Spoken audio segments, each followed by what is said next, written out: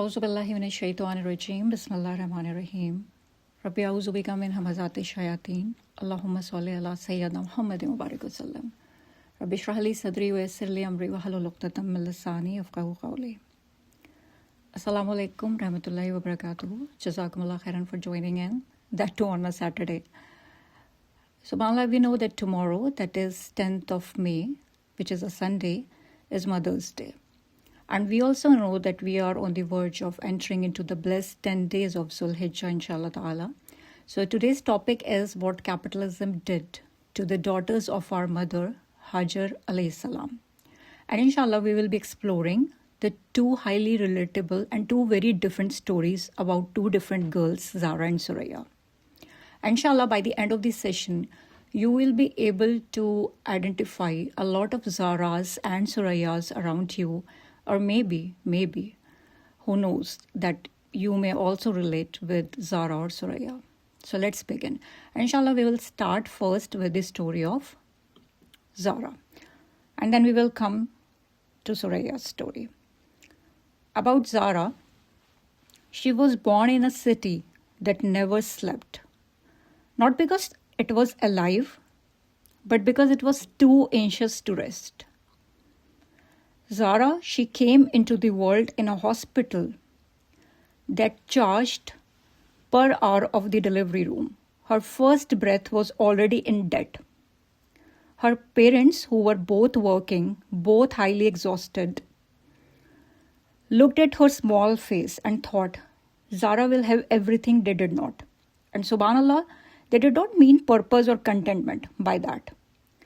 What they meant was the other thing, the thing the billboards promised, the thing the Instagram reels confirmed, the thing every motivational poster in hallways declared. Yes, the distorted capitalistic definition of success, because they themselves believed in it. Zara, she grew up watching. She was a quiet, watchful child. She watched people buy things they couldn't afford. And it was very much normalized in the society. Her definitions of desires and needs were blurred because she saw people buying which they couldn't afford. She watched her aunties and other relatives at gatherings rank women by their skin, their size, their job titles. And SubhanAllah, she filed and filled it, all of this, somewhere in her brain, in her subconscious state. By 15, she had understood the geometry of the world she lived in. Worth was capital. Everything else was just sentiments and mere emotions, nothing else. But between studying and ambition, SubhanAllah, the capitalistic market had already reached her. Through her phone screens, through her friends' WhatsApp groups, through the language of self-improvement that is actually capitalism's most seductive dialect, especially revolving around cosmetic surgeries, filler injections, which in itself is a very big capitalistic market. Zara was 16 when she first heard the word cosmetic surgery to fix the insecurity, and she actually applied it to her nose.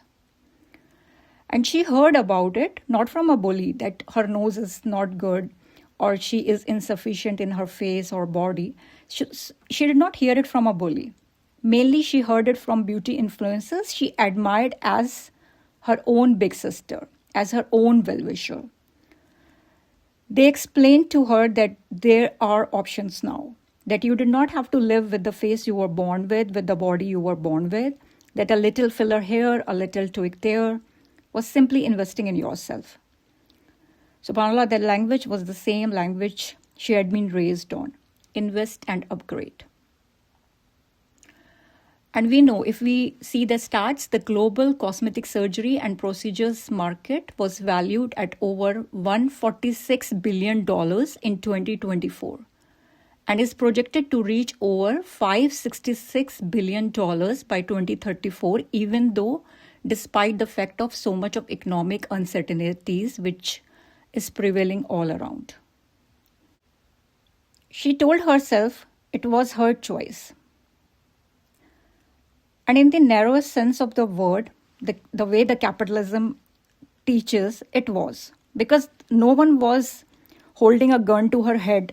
It's unique about capitalism that it simply builds a world, an atmosphere in which your original face or your body feels insufficient. And then it sells you the solution, quote unquote solution, then calls you empowered for buying it. The freedom to fix yourself is actually marketed as liberation by the capitalistic system. But subhanAllah, the truth is, the prison is made of mirrors and systematic inflicted insecurities.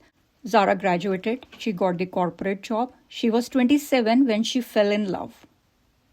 Or something she had been taught to call love, because she had learned love from screens, from Bollywoods, and even Hollywoods. She had not been taught what love looks like, what's the true definition of it. She had been taught the highlight reel and call it the whole film. And subhanAllah, the addition of new porn added more to the exhaustion and sleep deprivation. And now there was her job as well, but she now needed, it was not just wanted, because of very high inflation due to capitalism's fiat currency, which is one of the reasons why inflation is so high. It's one of the reasons, other than monopolization of wealth and hoarding. Capitalism's fiat currency is one of the reasons, because it is not backed by gold and silver. And there were conversations of bills that never stopped inside the home. There were then the dishes also, and the question of whose turn and the resentment that grew around that question every time. And there was her body now, which was tired in a very new way. And the capitalistic beauty industry, they whispered there are injections for that, procedures for this, and procedures for that. The all in all point is, Zara was sold solutions to the problems that had been created by the capitalistic system at the first place. It's something very remarkable about the capitalistic system that they first create the problems and then they try to sell you the solutions, quote unquote solutions. Like, for example, they first create the problems like inflation because of the fiat currency they use and because of the monopolization and hoarding of wealth and other reasons. So the system is built in a way that it causes inflation, and it literally instills the blurring of lines between the definition of need and wants. People, they are not aware what is their need and what is their want. The lines are highly blurred. And the definition of success, empowerment, liberation, and love, everything is so messed up. So that's how the system which has created the problem at the first place is now trying to sell the solutions. And subhanAllah, then came the tragedy. Despite providing all the latest gadgets, providing private and expensive schoolings, extracurricular activities, her child, who is now a grown-up, is a total chaos, disobedient, and the society around her has shifted the whole blame. Yes, the very same society which has given her the definition of liberation and empowerment, that you are worthy only if you generate the capital and revenue, has now shifted the whole blame to her, that she did not give enough time to her child's culturing and was so career-oriented from the very beginning. At 39, Zara sat in a doctor's office and was handed a prescription for antidepressants and for a lot many therapies. And this is something so remarkable about capitalism, that it does not ask how you got here. It tells you what you will purchase to feel better about where you are now. This is how it works. It capitalizes further on the symptoms of the disease which it has created at the first place. She took the pills and she kept the performance going. That was the story of Zara. And now we'll be talking about another story, which is the story of Suraya. Suraya was also born in the city that never slept. She was also very smart, and in fact, she was the kind of smart that the teachers mention in report cards, like with the words exceptional and highly potential candidate, student. She was also career-oriented, and in fact, highly career-oriented. Also highly ambitious. She also learned early that the world rewards those who perform and generate capital and revenue. She, of course, because she was also born and raised in the same system of capitalism. So she was also taking the same definition from the same system, subconsciously or consciously, but she was also the product of the system. Suraya, she studied architecture. She was very good at it and graduated with honors and got a corporate job at a firm where the hours were long. But she used to love her job because the creation of the blueprints, the making of spaces where people would live their lives, this was something which was very appealing for Suraya, who was an architect by profession. She got married at 26. Now, what happened when her first child was born? Suraya made a very big decision. It was very different from what Zara did. And it was not a passive decision. It was the decision of a woman who looked at the cost of childcare, which was actually half of her salary, who looked at her infant's face, who thought about her own childhood, and she thought that what she would have needed, who thought about what she wanted this life to mean. And she somewhere with her own consciousness, she chose with full knowledge to step back from her career and raise her child as a mother who is always present, because by now she has also started listening to some of the podcasts and reading some of the articles where the awareness was being raised of the presence of a mother, especially in early developmental years of her child. She, Suraya, who was an architect by profession, told herself, "This is the most complex architectural project I will ever undertake. I am building next generation." But SubhanAllah, the capitalistic world, it did not see it that way. The comments began softly. A cousin or in-law at a family gathering, "But you were so talented, Suraya, such a waste of a professional degree." Another friend from university said, "Suraya, I could never give up giving my career. I need to be my own person. This is too much of a sacrifice."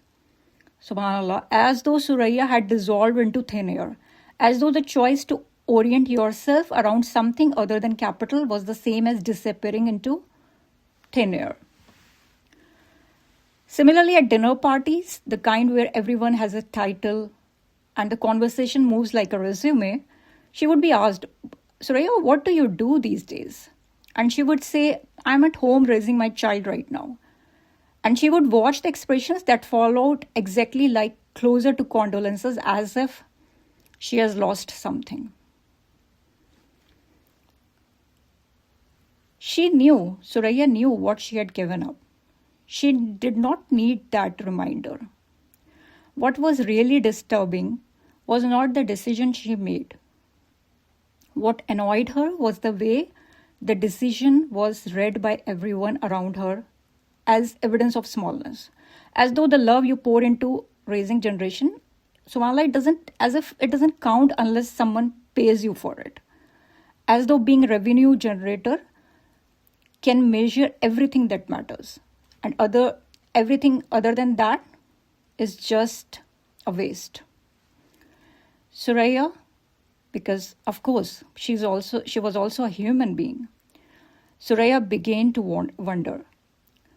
She started thinking in the small hours when the child slept. She started thinking whether the taunts, the comments were right. She started thinking about the decision she made. Not because she believed in it, but because the human mind, it's psychology of human mind. This is how we are designed. When we are exposed long enough of a particular public opinion, that too again and again and again, then it begins to consider the public opinion as the right version, as the right perspective. This is what has happened with Suraya as well.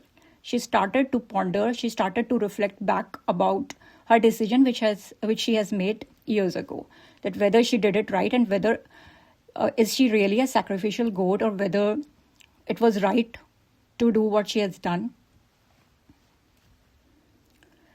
She stopped going to gatherings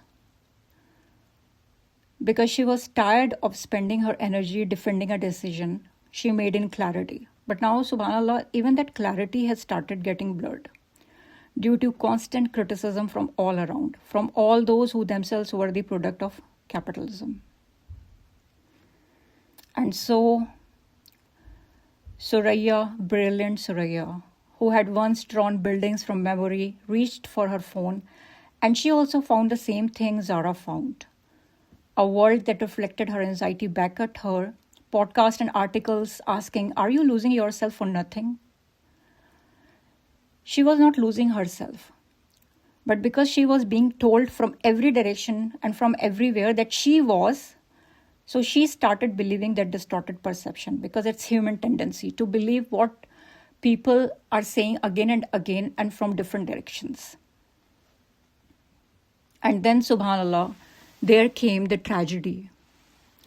Despite giving her precious time, her attention to her child turned out to be a rebellious one, and she was again put to blame for giving her life, her skills, her profession for the one who doesn't even respect or care. So, like Zara, she was also blamed that you were so highly career-oriented, you did not give time to your child. In this case, Suraya was blamed that she has given everything. She has sacrificed so much for her child that she has given everything. She did not even pursue her own career. She has given so much time, and now the same child is so chaotic, is so disobedient. But subhanAllah, this is something which this system, it ignores. The fact is that it can never be neglected by any person who possesses intellect and reasoning, that no matter how much you do good culturing at home, no matter how much you do good tarbiyah at home, how much you build the atmosphere of taqwa and iman at home, the system in which the kids are being raised in is capitalistic in its essence, in its core. And it teaches, it instills as a nucleus, it instills individualism as a nucleus, and listening to desires and whims as identity. By 38, Suraya, like Zara, also ended up in doctor's clinic. She was prescribed pills and therapy for depression. Now, here is something which we really need to understand, that there was a question that the pill or therapy could not answer in both Zara and Suraya's case, which were two very different cases. Why is a system that claims to care about women's freedom, liberation, empowerment feel like a backstabbing wound as both Zara and Suraya, even though they both pursued different journeys, they both ended up into antidepressants and a doctor's clinic for therapies? Why is it so? Let's talk about Mother's Day, which is 10th of May, tomorrow, Sunday, when capitalism, it actually sells you back your own mother. There is a Sunday in May that the world sets aside for mothers, and we know the spa industries, they offer Mother's Day packages, the jewelry brands launch. It is actually one of the most commercially lucrative weekends of the calendar. A system that ignores, undervalues, and exhausts mothers for 364 days. It designates one day so that you may purchase your guilt away.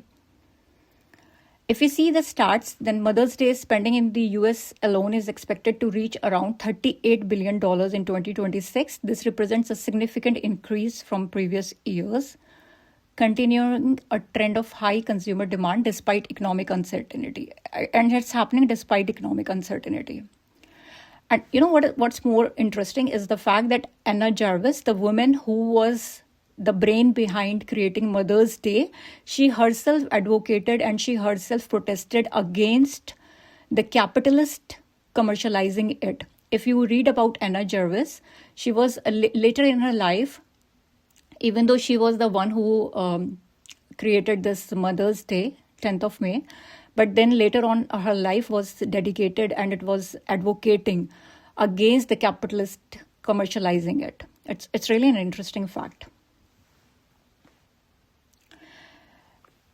In the first part of the talk session, we learned about the two mothers, what happened with them, Zara and Suraya. And subhanAllah, from them, we can relate to a lot many Zara and Surayas.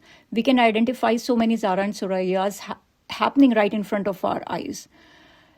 Because, it's very important to identify them. Then only we will be able to identify what's happening in the system and how to find a solution in light of Islam.